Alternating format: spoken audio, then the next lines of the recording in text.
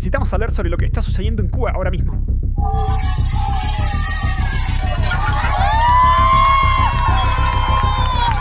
Cuba está en medio de una de las mayores crisis de la historia. La vida en la isla de 10 millones de habitantes se ha detenido. No hay electricidad. Así que esta es Cuba. Y no hay electricidad en ningún lado porque no hay petróleo, no hay energía. Todos los demás están en la oscuridad. El combustible se ha acabado y la paciencia de la gente finalmente se ha agotado. Las protestas están estallando en los barrios del centro de La Habana. Cuba está experimentando su levantamiento popular más serio desde 1959 y el régimen no puede reprimirlo. El régimen tiene solo una oportunidad de sobrevivir, un salvavidas de un aliado poderoso. Sin embargo, Rusia no ha hecho movimientos durante 2 meses. Por el contrario, Putin evacuó a sus propios ciudadanos debido a la crisis de combustible para aviones en la isla. Meses después, Putin dirigió 2 petroleros hacia la isla, uno programado para llegar el 23 de marzo y el otro el 4 de abril. Esta era la última esperanza del pueblo cubano. Sin embargo, el barco que se esperaba llegar el 23 de marzo no llegó y se vio obligado a cambiar su ruta. Parece casi imposible que el otro barco llegue a la isla bajo el bloqueo de Estados Unidos. La iniciativa desesperada o demostrativa de ayuda de combustible de Putin también ha fracasado. Para entender el colapso de Cuba, solo hay que mirar una sola cifra. La producción de electricidad de la isla depende en un 90% del diésel y el fuel oil importados.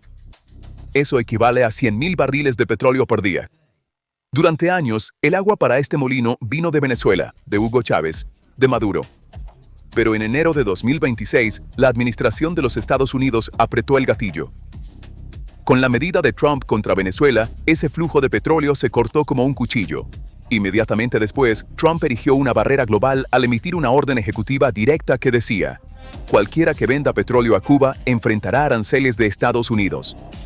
El otro proveedor de Cuba, México, retrocedió de inmediato.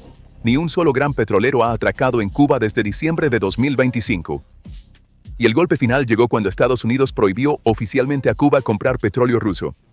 Esta decisión se tomó mientras al menos 2 petroleros ya estaban en camino para entregar combustible a la isla. Así que el último salvavidas ha sido cortado.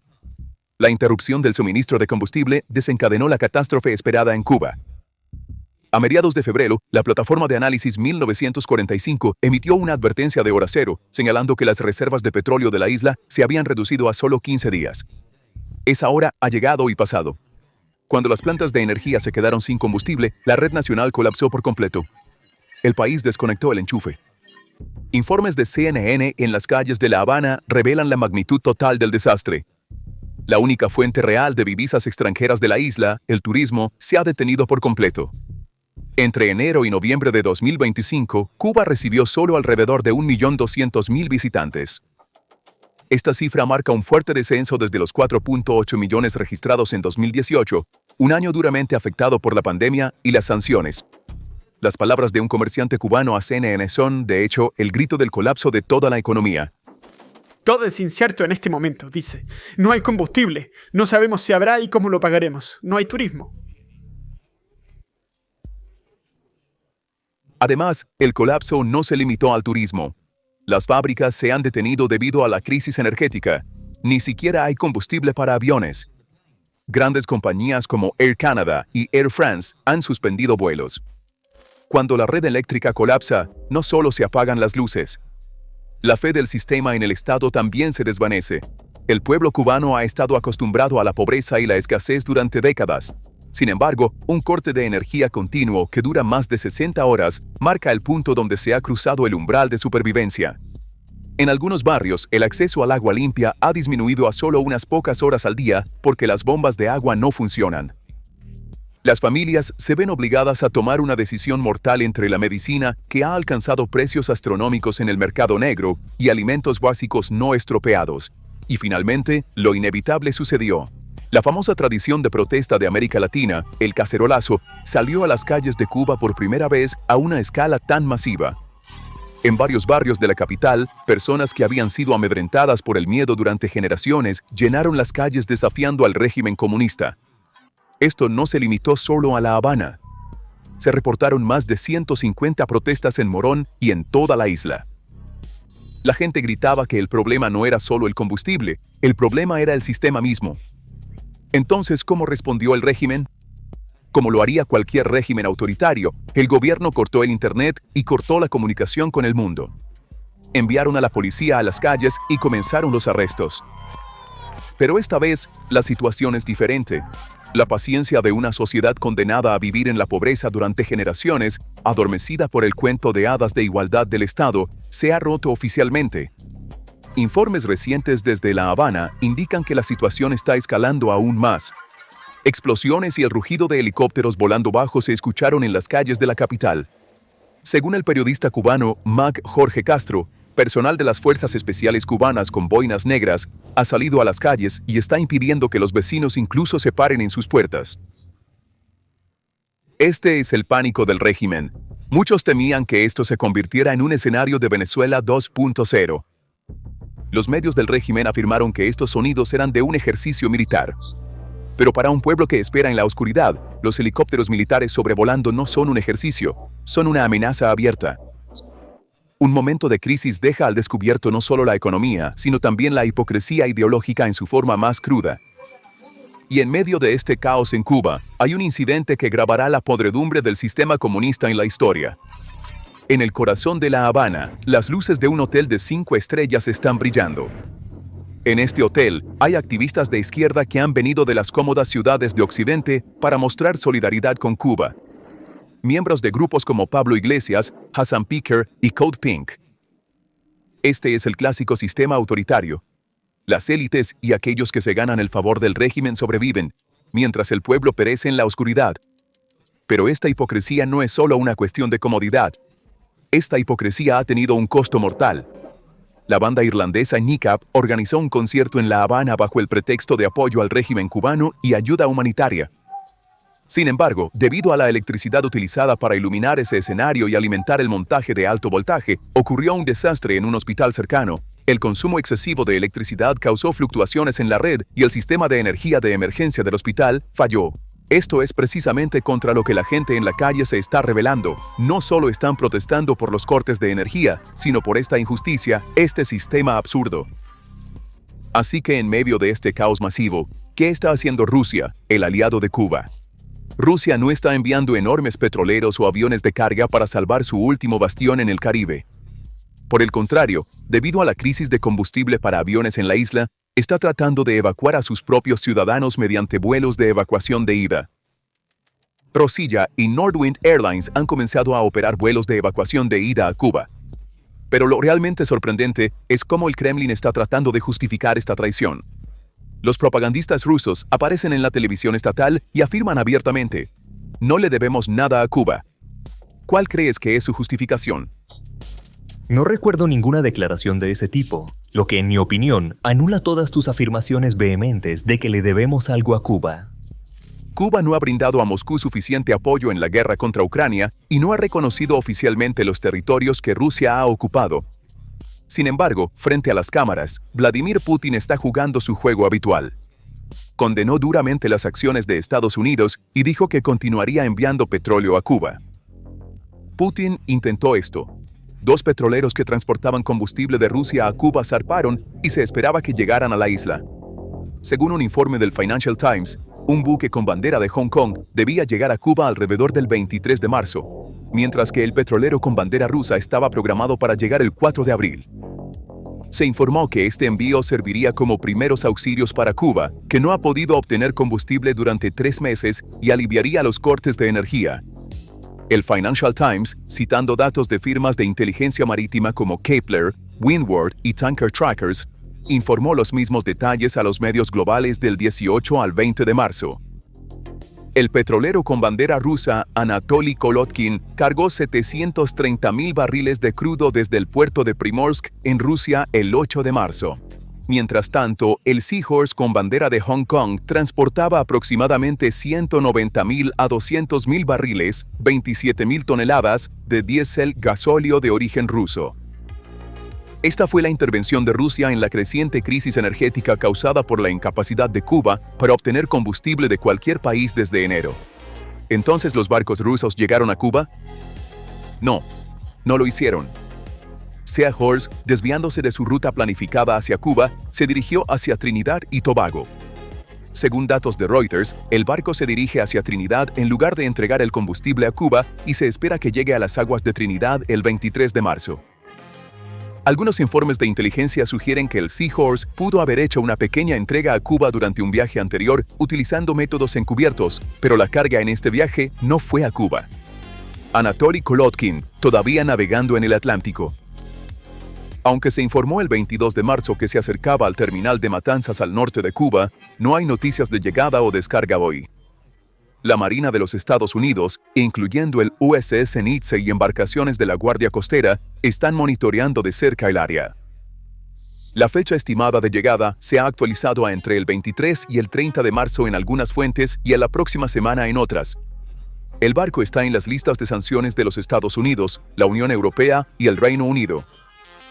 En resumen, el intento de envío está en curso, pero se están produciendo retrasos debido al bloqueo energético de facto de los Estados Unidos y a obstáculos logísticos. Entonces, ¿por qué Moscú realmente no puede hacer nada? Porque el atolladero en Ucrania ha drenado toda la capacidad militar, económica y logística de Rusia. Para encubrir esta impotencia, Moscú se refiere frecuentemente a la historia, específicamente a la famosa crisis de los misiles en Cuba de 1962. Está tratando de crear la ilusión de que aún puede forzar a Washington a la mesa de negociaciones, amenazando con escalar las tensiones nucleares. Pero hagamos una pausa y consideremos esta ironía. La Rusia de hoy no es la Unión Soviética de ayer. En 1962, Khrushchev realmente desplegó misiles nucleares en Cuba, obligó al presidente estadounidense Kennedy a sentarse a la mesa de negociaciones y consiguió lo que quería al llevar al mundo al borde de la guerra nuclear. Hoy, sin embargo, Putin apenas puede enviar un avión de evacuación civil a Cuba debido a la escasez de combustible y mucho menos un misil nuclear.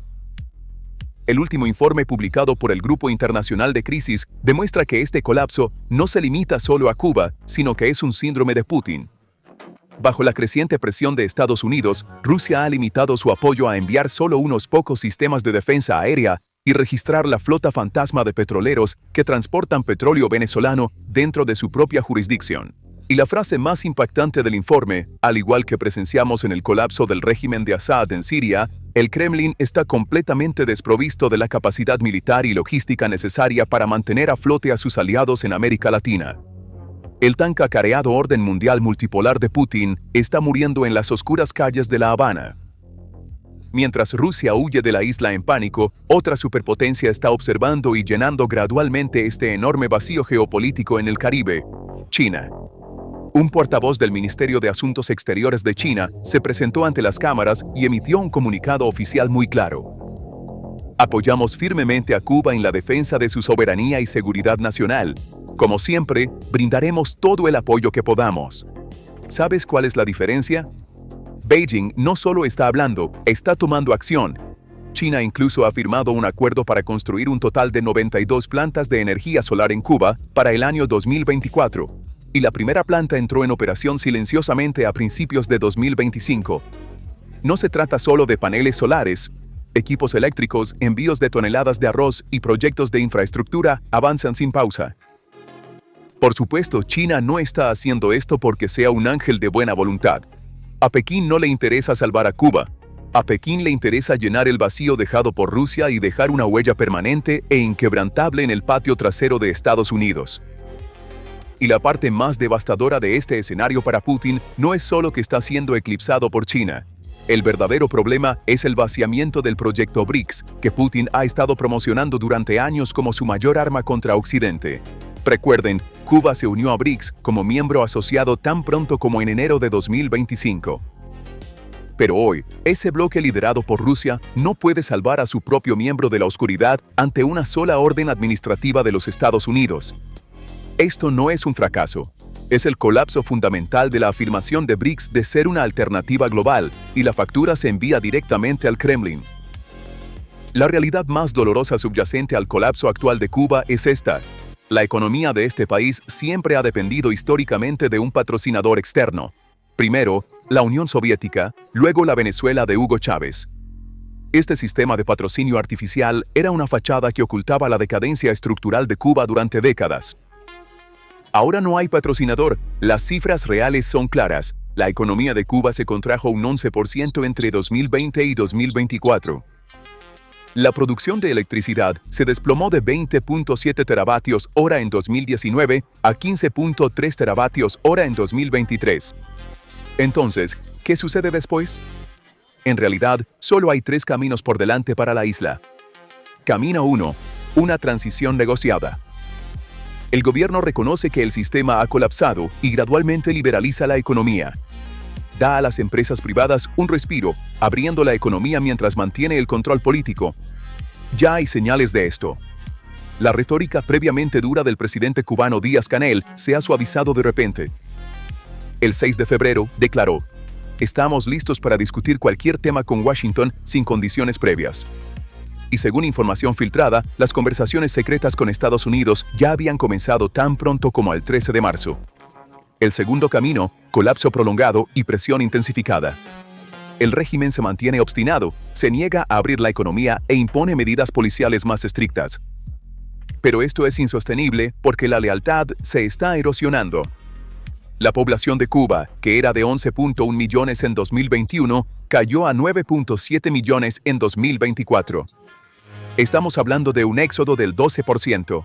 Para una nación insular, esto es un suicidio demográfico. El tercer camino, un colapso repentino entre la élite.